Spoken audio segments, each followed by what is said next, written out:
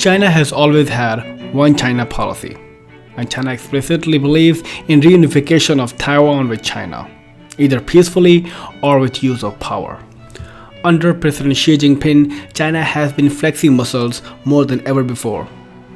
China had intense border clashes with India a few months ago, and now the situation with Taiwan is really getting severe. But Taiwan and China's relationship is deeper, or rather chronically harsh. It is believed that China aims to create a unified China by 2049, which will be 100 years of Chinese Revolution.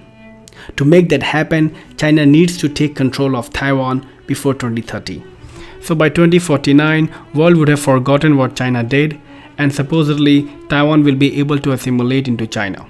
Now Taiwan itself is very important strategic region for China. If China occupies Taiwan, Taiwan will act as a strategic base for China and drastically aid China in deploying any future blockade against Japan, South Korea or Philippines. Taiwan is also very important for US as well, as it acts as a diplomatic shield against China, and it can also act as a close military base in proximity with China in any future war. Now China's anti-succession laws allows China to annex Taiwan through force if peaceful assimilation is not possible.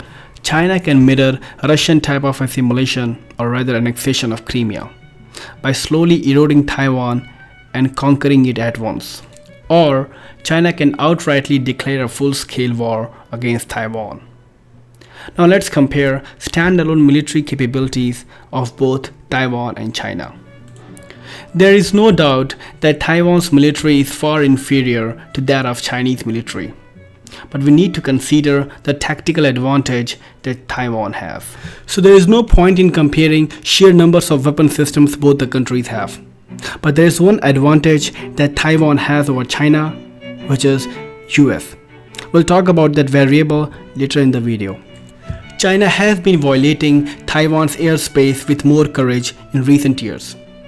China has been doing military exercises close to Taiwan's proximity. This clearly shows China is testing preparedness of Taiwan's military. And whatever China is doing right now does have a huge intelligence value for any future conflict. So let's try to figure out how will China start this war. So since China has gathered lots of standoff weapons near proximity of Taiwan, it is easy to assume that China will be using ballistic missiles, cruise missiles, also DF-17 hypersonic missiles to suppress almost every military and non-military strategic installation in Taiwan.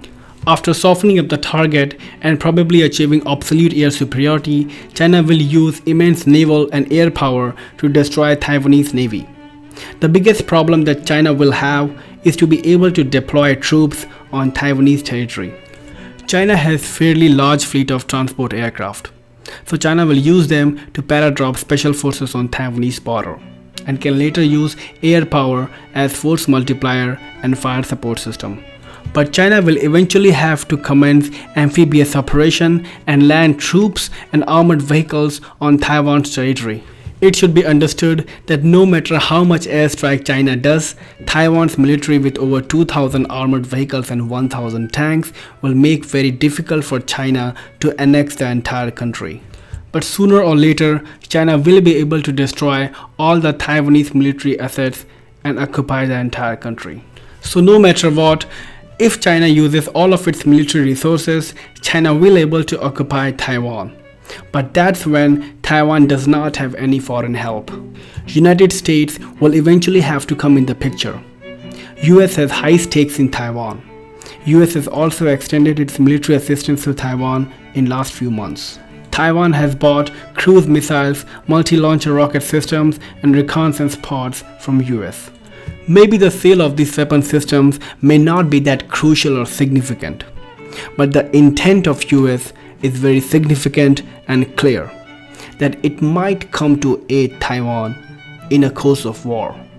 If US sends aircraft carriers and weapon systems in Taiwan, China can either stop the offensive right away because China will not want US at its doorstep, or China might just choose to go into an all-out war against US. But since Taiwan is very close to China, US will have hard time defending this island. So it might as well turn into a global conflict, including many other countries with similar interest. Nevertheless, without US interruption, China will eventually occupy Taiwan. But will it be able to totally assimilate Taiwan, a country which now has self-identity? Well, that's a different question. And if US intervenes, then this war could expand its tentacles in many different regions of the world, which we formally call as World War. I'm Spearhead.